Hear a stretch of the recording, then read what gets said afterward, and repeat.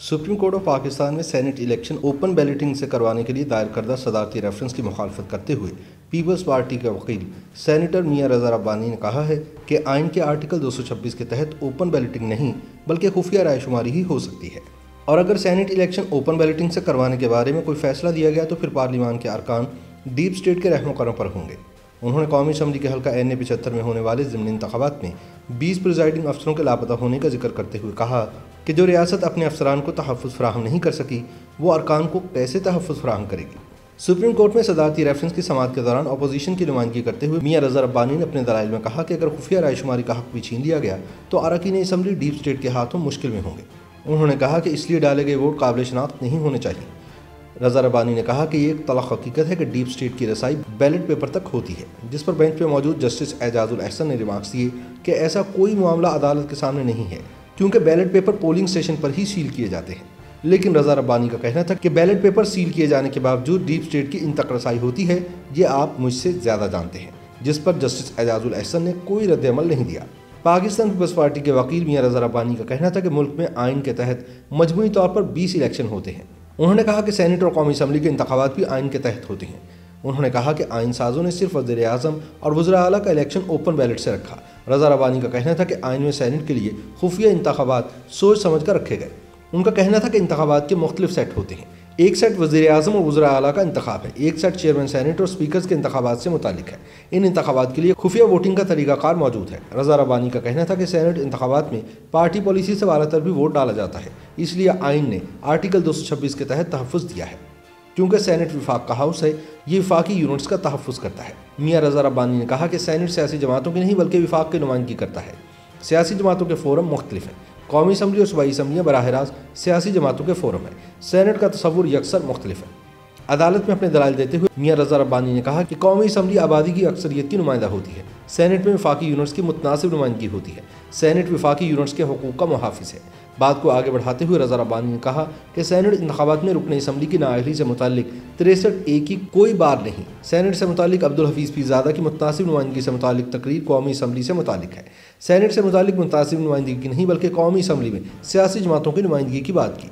उनकी बात पर चीफ जस्टिस ने कहा कि आपकी दलील ये है कि मुतनासिब नुमाइंदगी सिर्फ वोट गिनने से मुताल्लिक है। अगर सियासी जमातें तकसीम हैं तो सूबाई असम्बलियों की सीटों की सेनेट में कैसे नुमाइंदगी होगी। इस पर रज़ा रब्बानी ने कहा कि हो सकता है कि किसी पार्टी की आपको सही मुतनासिब नुमाइंदगी नजर आए। रज़ा रब्बानी ने कहा कि सूबा पंजाब में PTI बड़ी सियासी जमात है, मुझे सही तादाद का अंदाज़ा नहीं, लेकिन शायद 5 या 6 नशिस्तें ज़्यादा हों। इस पर जस्टिस उमर अता बंदियाल ने कहा कि PTI ने पंजाब में इत्तेहाद भी किया है। इसी दौरान रज़ा रब्बानी ने कहा कि स्पीकर और चेयरमैन सेनेट के इलेक्शन खुफिया वोटिंग से होते हैं। स्पीकर और चेयरमैन सेनेट के ओहदे सियासी वाबस्तगी से बालातर होते हैं। सियासी वाबस्तगी से बालातर ओहदे के लिए वोटिंग का अमल खुफिया रखा गया, जिस पर जस्टिस उमर अता बंदियाल ने रिमार्क्स दिए कि सियासी इत्तेहाद खुफिया नहीं होते। जहाँ किसी इनफरादी शख्स से इत्तेहाद हो वहाँ खुफिया रखा जाता है।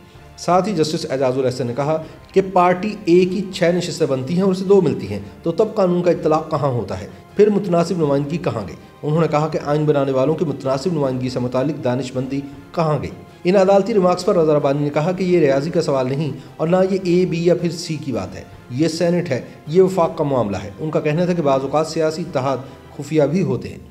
मीडिया रिपोर्ट्स के मुताबिक MQM और PTI के दरमियान मुआहिदा हुआ है। PTI कराची में जल्द मरदमशुमारी के लिए फंड्स देगी, बदले में MQM सेनेट के लिए PTI को वोट देगी। क्या अदालत इस अमल को करप्शन करार देगी? जिस पर चीफ जस्टिस ने रिमार्क्स दिए कि तमाम हालात को मद्देनजर रखते हुए जायजा लेंगे, लेकिन सियासी इत्तेहाद खुफिया नहीं रखे जाए। समाअत के दौरान रज़ा रब्बानी ने कहा कि हम जागीरदाराना और बदसूरत सरमायादाराना मुआशरे में रह रहे हैं, किसी भी बात को सियाक व सबाक से हटकर नहीं देखा जा सकता। रज़ा रब्बानी का कहना था कि हालिया ज़िमनी इलेक्शन में तो रियासत अपने 20 रिटर्निंग अफसरान को तहफ़्फ़ुज़ नहीं दे सके। रज़ा रब्बानी ने कहा कि दुनिया की तारीख इख्तिलाफ़ राय करने वालों से भरी पड़ी है। इख्तिलाफ़ राय करने वाले नताइज की परवाह नहीं करते। डिक्टेटर के खिलाफ भी लोगों ने खुलकर इख्तिलाफ़ राय किया। आइन में इख्तिलाफ़ राय पर कोई नाअहली नहीं होती। इनकी बात पर जस्टिस एजाजुल अहसन ने कहा कि ऐसा कोई मामला अदालत के सामने नहीं है।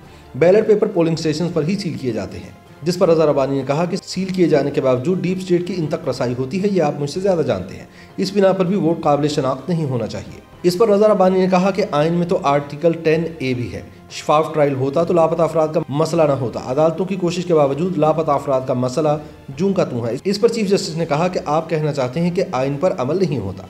चीफ जस्टिस ने सवाल किया कि क्या ये आइन शिकनी सन 1973 में ही शुरू नहीं हो गई थी, जिस पर अज़हर अबानी ने कहा कि मैं किसी मखसूस दौर की बात नहीं करना चाहता। उन्होंने कहा कि किसी को 10 नशिस्तें मिलना थी और ना मिली तो ये हाउस ट्रेडिंग नहीं होगी, जिस पर जस्टिस एजाजुल एहसन ने कहा कि कम अज़ कम तहकीकात तो होनी चाहिए कि हाउस ट्रेडिंग हुई या नहीं। आज तक हाउस ट्रेडिंग पर कोई सज़ा मिली ना नाअहली हुई। बादी नज़र में हाउस ट्रेडिंग के शवाहिद पर वोट देखा जाना चाहिए। इस पर अज़हर अबानी ने कहा कि काबिल शनाख्त बैलेट पेपर्स आर्टिकल 226 की खिलाफ वर्जी होंगे। इलेक्शन कमीशन पर कोई इल्ज़ाम नहीं लगाना चाहता। ये एक तल्ख हकीकत है कि डीप स्टेट की रसाई बैलेट पेपर तक होती है। काबिल शनाख्त बैलेट पेपर्स डीप स्टेट की पहुंच में होगा।